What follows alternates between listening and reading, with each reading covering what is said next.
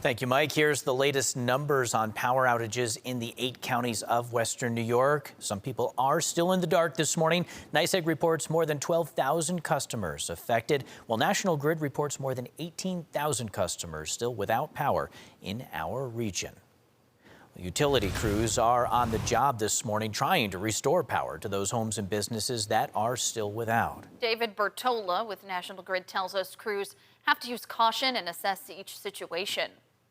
We have to make sure that not only we have the equipment and access to the parts, to the ability to make the repairs, which are all really at our fingertips, but it takes time.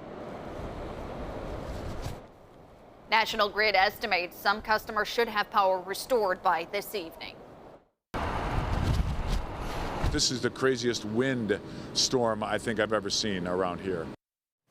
Some of you living in Chautauqua County tell us this could be some of the strongest winds you've seen. It sure did cause some damage. Dunkirk police say multiple trees and power lines are down. Police urge you to be careful while driving as some traffic lights are out. They also ask you to watch out for public works crews who are clearing debris from roads. John DiTola of Dunkirk tells us a tree fell on his front lawn last night right before he left for work. He says if he had left just seconds earlier, it could have fallen on him. I don't think anybody can actually be prepared when a huge limb off of a silver maple that's got to be over 100 years old falls.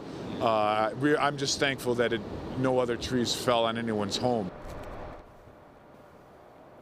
The wind was enough to tip over 2 tractor trailers on the thruway with no injuries reported.